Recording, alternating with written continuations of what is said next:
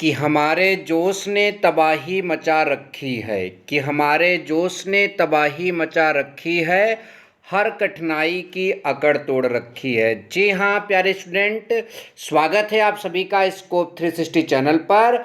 और COET entrance exam 2022 की preparation के लिए लैंग्वेज टेस्ट में हिंदी के लिए हमारा 7वां वीडियो आपके सामने प्रस्तुत है। चैप्टर का नाम है वर्ण विचार, जो कि हिंदी व्याकरण से लिया गया है। और आज हम वर्ण विचार में 40 महत्वपूर्ण MCQ कराने वाले हैं। तो अब पूरे वीडियो में आप बने रहिए और अपनी क्षमता पहचानिए। सवाल उठता है अपनी क्षमता कैसे पहचानेंगे?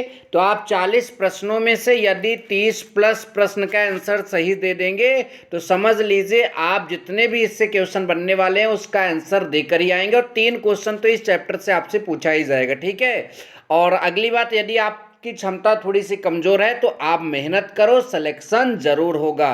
तो वीडियो को पूरा देखिएगा और आप कमेंट करिएगा कि आपको इन 40 प्रश्नों में से कितने क्वेश्चन का आंसर पहले से आ रहा था, ठीक है। तो चलिए वीडियो की करते हैं शुरुआत। तो सबसे पहला प्रश्न हमारा है कि निम्नलिखित में से कौन सा दीर्घ स्वर नहीं है? तो यहाँ पर इस प्रश्न में एक सिली मिस्टेक हो गई है। वो सिली मिस्टेक ये है कि देखिए, अगर हम ऑप्शन देखें तो सारे के सारे स्वर जो हैं वो दीर्घ स्वर ही होंगे, ठीक है। लेकिन यहाँ पर तब क्या मिस्टेक की गई है ये यहाँ पर हमको समझना है। तो देखिए, मिस्टेक ये है कि यहाँ पर जो है मूल लगाना चाहिए। कौन सा मूल दीर्घ स्वर नहीं है, ठीक है। तो मैं यहाँ पर इसको ऐसे दिखा दे रहा हूँ आपको। जब ये इसका PDF मिलेगा हमारे टेलीग्राम चैनल स्कोप 360 से, तो अगर आप वहाँ पर इस प्रश्न को पढ़ेंगे तो मूल जरूर लिखिए, वहाँ पर समझिएगा, ठीक है। तो यहाँ पर प्रश्न क्या बन गया? निम्नलिखित में से कौन सा मूल दीर्घ स्वर नहीं है? देखिए, ये तो क्लियर है कि सारे जो स्वर हैं वो आपके मतलब कि दीर्घ हैं, क्योंकि आ भी दीर्घ में आएगा, ई उ ओ सब दीर्घ में आएंगे, ठीक है। लेकिन इसमें कौन मूल दीर्घ स्वर नहीं है? मूल उसे कहते हैं जो किसी से ना बना हो, जिसका खुद वजूद हो, और जो है ठीक है, और उसके मूल से जो बनेगा वो मतलब कि वो व्युत्पन्न होगा। तो सवाल उठता है आ में किसी और प्रकार की ध्वनि नहीं है, ई में भी किसी और प्रकार की ध्वनि नहीं है, ओ में भी किसी और प्रकार की ध्वनि नहीं है। लेकिन अगर हम ध्यान दें यहाँ पर ओ की, तो अगर आपने थोड़ा सा संधि पढ़ा होगा तो ठीक है, नहीं पढ़े हो तो मैं आपको आगे पढ़ाऊंगा कि जो आपका ओ है, अगर आप आ में ऊ जोड़ दें, क्या जोड़ दें? ऊ जोड़ देते हैं, छोटा ओ जोड़ दीजिए, बड़ा ओ जोड़ दीजिए, कोई सा भी ऊ जोड़ देते हैं तो बन जाता है ओ। तो इसका मतलब ओ जो है ये आपका चौथा वाला ऑप्शन ये मूल स्वर नहीं है, क्योंकि ये आ और ऊ या फिर आ और ऊ के जुड़ने से बन रहा है।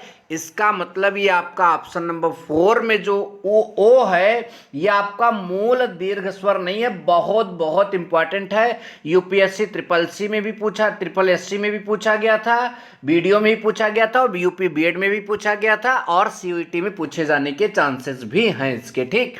अगला, हिंदी में ध्वनियाँ कितने प्रकार की होती हैं? आपकी जो हिंदी में ध्वनि है वह कितने प्रकार की होती है? अगर आप हमारे वीडियो शुरू से देख रहे हैं तो इस प्रश्न का जवाब देना आपके लिए बहुत बड़ा काम नहीं होगा, आप कमेंट में जवाब दे सकते हैं। ऑप्शन नंबर ए 2, उन दोनों ध्वनियों का नाम क्या है? स्वर और व्यंजन, ठीक। स्वर और व्यंजन हिंदी की 2 ध्वनियां होती हैं, आप सबको पता होना चाहिए, ठीक। चलिए अब चलते हैं तीसरे प्रश्न की ओर। तीसरा प्रश्न हमारा है, एक से अधिक वर्णों के मेल को कहते हैं। जब एक से अधिक वर्ण आपस में मिल जाएंगे तो उसे हम क्या कहते हैं? अक्षर, स्वर, व्यंजन, अनुस्वार। तो देखिए, अक्षर तो मतलब कि किसी भी शब्द की सबसे छोटी इकाई होती है, ठीक है। और स्वर जो है वो एक ध्वनि ही होती है। और व्यंजन, कोई सा भी व्यंजन होगा तो वो एक से अधिक ध्वनि से मिलकर बना होगा। फॉर एग्जाम्पल, अगर हम यहाँ पर जो है क्या कहते हैं, क की बात करें तो क में आप सबको पता है ये आएगा और प्लस अ का उच्चारण देखने को मिलेगा। तो इसमें दो ध्वनि नजर आ रही, इसका मतलब आपका है कि व्यंजन आपका ये जो है यहाँ पर ये दो ध्वनियों से मिलकर बना होता है, मतलब एक से अधिक ध्वनि से मिलकर बना। कुछ व्यंजन तीन ध्वनि से भी मिलकर बने होते हैं, तो ये आपका यहाँ पर व्यंजन सही हो जाएगा। नेक्स्ट प्रश्न है, जिनका उच्चारण स्वतंत्रता से होता है और जो व्यंजन के उच्चारण में मतलब कि सहायता करते हैं, केवल लिखा है कि होते हैं, जो व्यंजन के उच्चारण में सहायक होते हैं, ठीक है, उसे क्या कहते हैं? तो उसे आपको सबसे पहले पता होना चाहिए स्वर। स्वर को बोलते समय कोई भी बाधा नहीं आती, ठीक है। देखिए ध्वनि बिना किसी बाधा के बाहर अगर आ रही है तो वो समझ लीजिए स्वर होते हैं, और बिना मतलब स्वरों का कोई व्यंजन नहीं होता। तो मतलब इनका उपयोग जो है वो आपका व्यंजन में भी करते हैं। तो ये जाहिर सी बात है, यहाँ पर ऑप्शन नंबर बी इसका क्या हो जाएगा, सही ऑप्शन हो जाएगा। ठीक, आई होप कि ये सब भी आपको समझ में आ गया। ठीक, नेक्स्ट प्रश्न है, निम्न में से अंतःस्थित व्यंजन कौन सा है? हमारे पास कई ऑप्शन है, यहाँ पर व्यंजन के बारे में बात की गई है।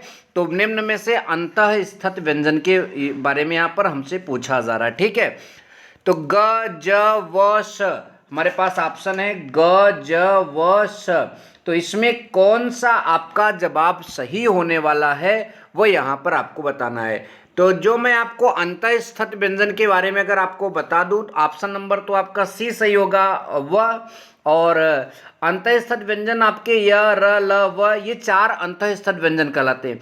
सवाल उठता है कौन सा, मतलब कि इसकी परिभाषा क्या होगी? तो जिन वर्णों का उच्चारण स्वरों और व्यंजनों के बीच सा लगता है उन्हें अंतःस्थित व्यंजन कहते हैं। मतलब ये ऐसे आपके मतलब कि वर्ण होते हैं जिनके उच्चारण में स्वर से ज़्यादा समय और व्यंजन से कम समय लगता है। ठीक है, और आपने अगर मेरा वीडियो में बार बार बोलता हूँ शुरू से देख रहे हैं तो इतनी परेशानी आपको नहीं आनी चाहिए। ठीक, नेक्स्ट प्रश्न हमारा है, निम्न में अल्प प्राण व्यंजन है। ठीक है, अल्प प्राण। तो देखिए अल्प, देखिए क्या बोल रहा है, जिसमें उतना प्राण ना हो, जिसमें उतनी आवाज ना हो। लिखा है जिन वर्णों के उच्चारण में वायु तेजी से नहीं निकल पाती, मतलब बड़े आराम से निकलती है, वो आपके अल्प प्राण व्यंजन कहलाते हैं। ठीक है, ये बात ध्यान दीजिएगा। तो यहाँ पर आपका जो क्या कहते हैं, इसमें देखा जाए तो क अल्प प्राण व्यंजन होता है, ग होता है, और आपका ठीक है उसके बाद आगे अंगा होता है, च होता है, ज होता है। तो इसमें जो मैंने अभी तक बताया उसमें से आपका क्या निकल कर आ रहा है, ग। सवाल उठता है, ये तो हम परिभाषा पर पता कर लिए कि जिनके उच्चारण में वायु तेजी से नहीं निकलती उसे हम अल्प प्राण व्यंजन कहते हैं, लेकिन कैसे पहचानेंगे? तो जो वर्ग बनाए गए जैसे क वर्ग, प वर्ग, च वर्ग, ट वर्ग, त वर्ग, इनमें से जो प्रथम वाला होगा, तृतीय वाला होगा, पंचम वाला, वो आपका जो है मतलब कि अल्प प्राण व्यंजन होगा। ठीक है, तो आप देखिए जो आपका ग है ये प्रथम, द्वितीय, प्रथम और क्या कहते हैं तृतीय और पंचम के अंतर्गत आ गया, क्योंकि ग तृतीय होता है, क ख ग तीसरे पर आ रहा है। तो ये आपका जो होगा अल्प प्राण। और महाप्राण वो होगा जो आपका दूसरे और चौथे पर आएगा। ठीक है, दूसरे और चौथे पर आएगा, महाप्राण होगा।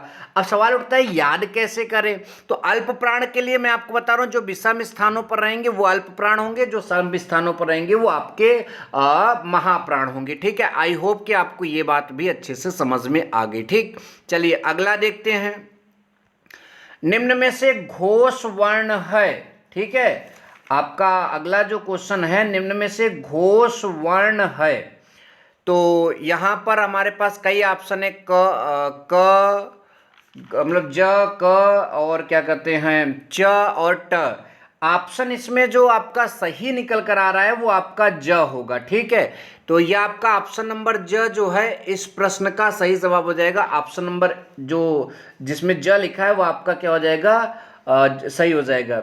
मतलब घोष का मतलब होता है जिनको जब हम बोलें तो हमारा जो स्वर तंत्र है उसमें कंपन हो, तो वो आपका जो है आपका घोष वर्ण कहलाएगा। अगर हम क बोलते हैं क तो कंपन नहीं होगा, च बोलेंगे नहीं होगा, ट बोलेंगे नहीं, लेकिन जब आप बोलो ज तो आप हाथ लगाइएगा गले पर तो वहां पर कंपन महसूस होगा। ठीक है, तो वो आपका घोष होगा, संघोष होगा। ठीक है, तो ये बात आप सभी लोग ध्यान दीजिएगा। ठीक है, तो चलिए आगे चलते हैं। निम्न में से ओष्ठ वर्ण है, वर्ण है, मतलब कि जो ओठ ओठ से बोला जाएगा वो आपका कौन सा वर्ण है। अपने नाम से देखिए, आ बोलिए आ, तो आपका मुंह खुलेगा, पूरी वायु बाहर जाएगी। आ, फिर भी मुंह खुलेगा, पूरी वायु बाहर जाएगी।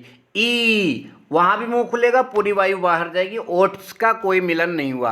अब लेकिन आप बोलिए ऊ, तो देखिए ये ओठ से ही मतलब निकल कर हवा जा रही है और होठ को टच कर रही है, इसलिए आपका ओष्ठ वर्ण जो है आपका ऊ हो जाएगा। ऑप्शन नंबर डी आपका सही हो जाएगा। ठीक, चलिए अगला प्रश्न देखते हैं जल्दी से। हिंदी वर्णमाला में ऊष्म व्यंजन कौन से हैं? ऊष्म व्यंजन अपने नाम से बता रहा है, जिसमें ऊष्मा निकलती है वो आपके ऊष्म व्यंजन होते हैं। ठीक, क्या होते हैं? ऊष्म व्यंजन। तो देखिए आप सबको पता होना चाहिए, मैंने पढ़ाया भी था, ये वाला जो है ये 4 ठो ऊष्म व्यंजन कहलाता है। ऑप्शन नंबर ए सही हो जाएगा। नेक्स्ट नंबर है, य र ल व व्यंजनों को कहते हैं। य र ल व व्यंजनों को कहते हैं, तो अभी अभी पढ़ाया गया है, ऊपर वाले किसी प्रश्न में इसका जवाब भी मैंने आपको दिया है कि य र ल व जो है ये आपका जो है क्या बोला जाएगा? अंतःस्थित व्यंजन बोला जाता है। क्या बोला जाता है? अंतःस्थित व्यंजन हम इसको बोलते हैं, याद रखिएगा। ठीक है, चलिए अगला वाला देखते हैं। प्रश्न संख्या 11। अभी सफर काफी लंबा है। ट वर्ग उच्चारण की दृष्टि से किस प्रकार की ध्वनि है? जो आपका ट वर्ग है, उच्चारण की दृष्टि से अगर हम बात करें तो वो आपका कौन सी ध्वनि है? तो वो आपका मूर्धन्य है। कौन सी ध्वनि है? वो मूर्धन्य बोली जाती है। मैंने आपको पढ़ाया भी था कि ट वर्ग के अंतर्गत जैसे ट, ठ, ड, ढ, ये सारी चीज जो है होठ के पहले जो एक छत होती है उससे आपकी आवाज़ टकरा कर आ रही है, तो ये ध्वनि आपकी क्या बोली जाएगी? मूर्धन्य। ठीक है, ये बात ध्यान दीजिएगा। तो आपका मूर्धन्य यहाँ पर सही जवाब हो जाएगा। अगला है, अनुस्वार किसका कार्य करता है? ठीक, अगला प्रश्न हमारा, अनुस्वार किसका कार्य करता है? तो आपका यहाँ पर ऑप्शन नंबर ए विसर्ग का, ऑप्शन नंबर यहाँ पर बी चंद बिंदु का, ऑप्शन नंबर सी यहाँ पर पंचम वर्ण का, और अगला है इनमें से कुछ मतलब किसी का नहीं। तो अनुस्वार में न का आवाज आता है और ये सारे मतलब कि वो जो वर्ग बनाएगा उसमें पंचम वर्ण जो है अनुस्वार ही होता है।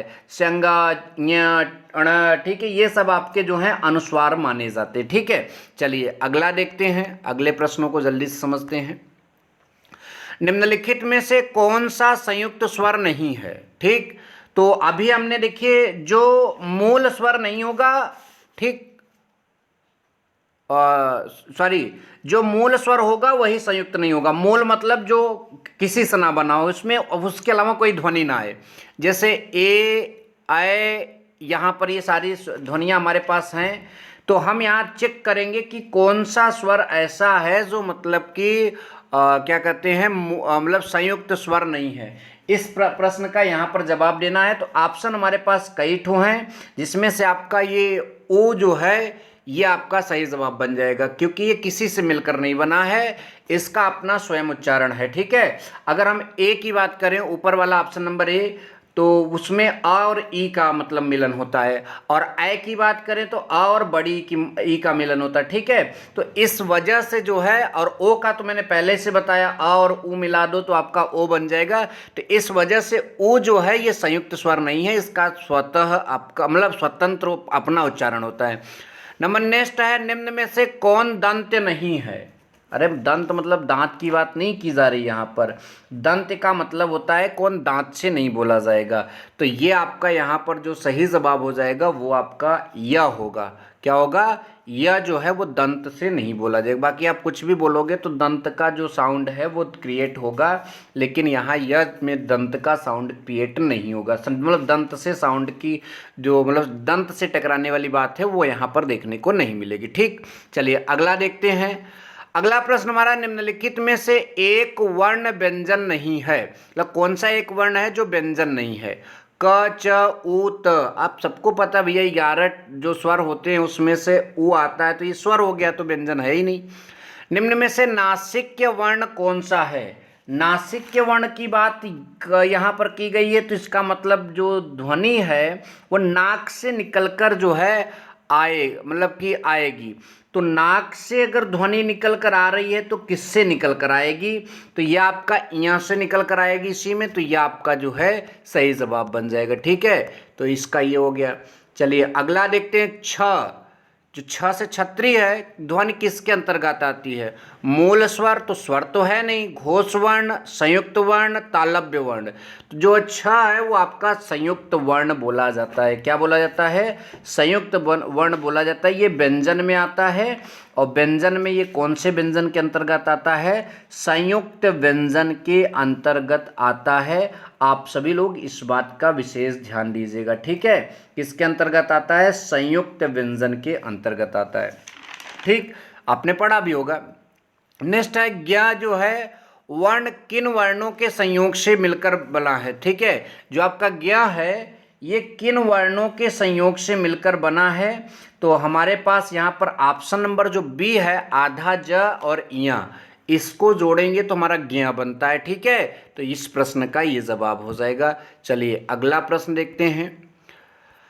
प्रश्न संख्या 19, निम्न में से कौन सा संयुक्त वर्ण है? निम्न में से कौन सा संयुक्त वर्ण है? तो आपका ढ, ज्ञ, ड़, अड़ और अड़। ठीक है, तो आप सबको पता है कि ये जो ज्ञ है, अभी अभी बात भी की है कि ये आधा ज और य से मिलकर बना है, तो ये आपका संयुक्त वर्ण है। इनमें से कौन स्वर है? तो ऐ, ल, क, री। ठीक, तो ये हमारे पास ऑप्शन है, और यहाँ पर हमको स्वर को जो है पहचानना है। तो हमारे ख्याल से जो ऑप्शन सही होगा स्वर, वो आपका ऐ, ये आपका क्या है? स्वर है। ठीक, चलिए अगला प्रश्न देखते हैं। तो अगला प्रश्न हमारे सामने जो आ रहा है वो ये है, एक मिनट। च और छ का उच्चारण स्थान है। जो आपका च है और जो आपका छ है, उसका उच्चारण स्थान की अगर हम बात करें तो ये क्या है? मतलब कि तालु है, कि मूर्धा है, कि दंत है, कि कंठोष्ठ है, क्या है?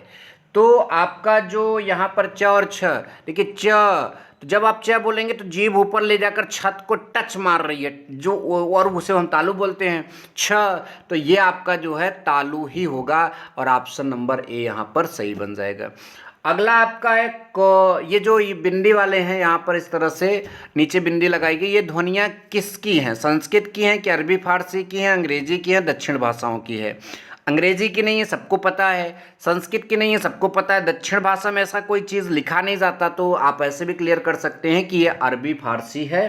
ठीक है, अरबी फारसी की भाषा है, और ऑप्शन नंबर बी को सही मान लिया इसने। ठीक है, चलिए हिंदी वर्णमाला में वर्ण हैं। हिंदी वर्णमाला में कुल कितने वर्ण हैं? तो आपको मैंने जब वीडियो बनाया था वर्ण का, तो उसी समय बता दिया था कि हिंदी वर्णमाला में टोटल अगर वर्ण की बात करें तो आपके कितने होते हैं? 52। ठीक है, ये बात आप सभी को पता होना चाहिए, जिसमें से 11 ठे स्वर होते हैं और 33 ठे जो हैं आपके व्यंजन। तो ये 44 हो गया, और 3 ठे संयुक्त व्यंजन 46 हो गए, और 3 ठे अयोगवाह जो है आपके 49 हो गए, और अड़ा और अढ़ जो है इसको मिला लीजिए तो यहाँ पर 51 आ रहा है, जबकि 51 जैसा ऑप्शन नहीं है, तो यहाँ पर 52 आपका यहाँ पर ले लिया जाएगा। कितना ले लिया जाए? 52 ही है, हमने जोड़ यहाँ पर शायद गलत लिया है। 44 3 कितना होता है आपका? 47 3 50 2 52। ठीक है, तो ऑप्शन नंबर यहाँ पर बी जो है सही हो जाएगा।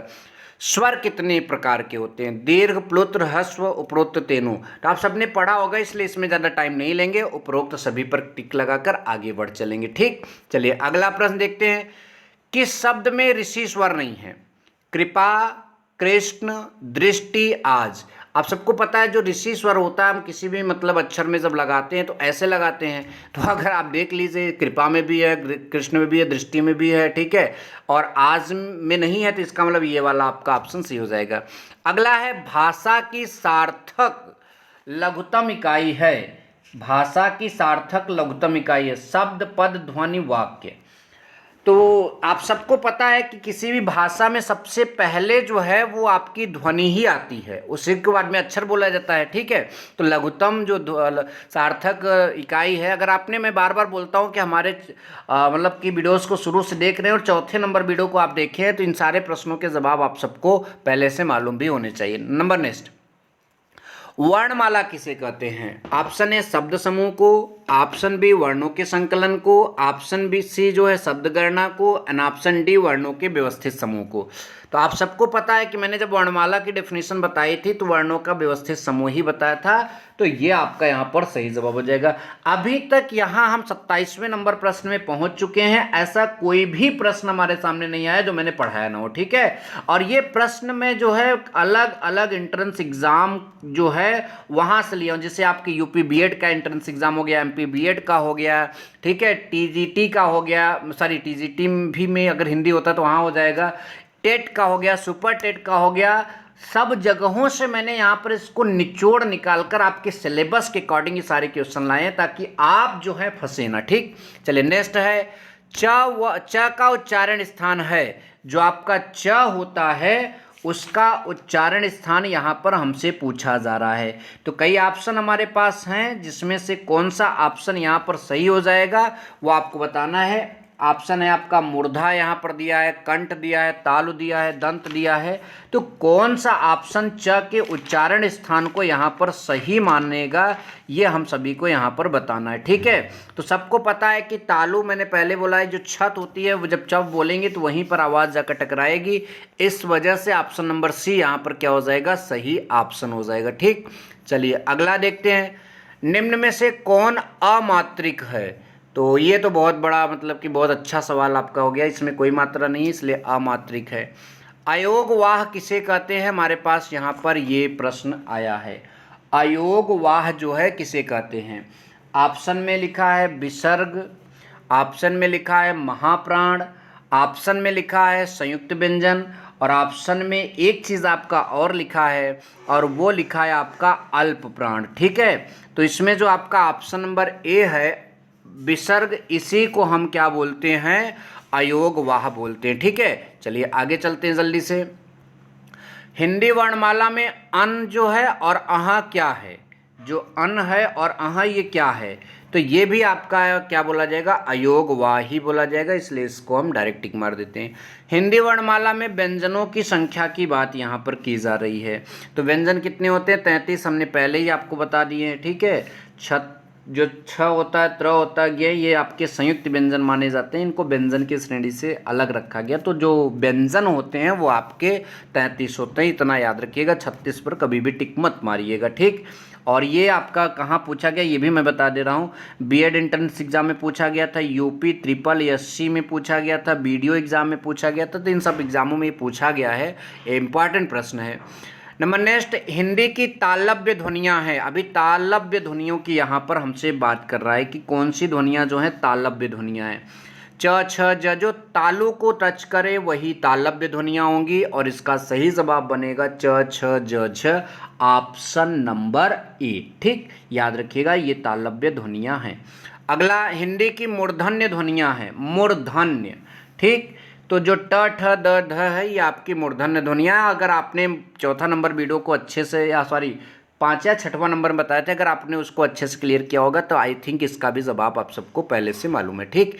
अगला, संयुक्त व्यंजन नहीं है, ये तो सबको पता है, इसमें कुछ बताने जैसी कोई बात नहीं है। छ है ये आपका जो खटकोण वाला स है ये आपका संयुक्त व्यंजन नहीं है। कौन सी ध्वनि महाप्राण नहीं है, फिर से बात आ जाएगी महाप्राण की। तो मैं आपको पहले से बता दे रहा हूँ कि महाप्राण जो है वो सम स्थान वाले ध्वनि होते हैं किसी भी वर्ग के, ठीक है। द्वितीय और चतुष्क वो आपके महाप्राण होते हैं, ठीक है।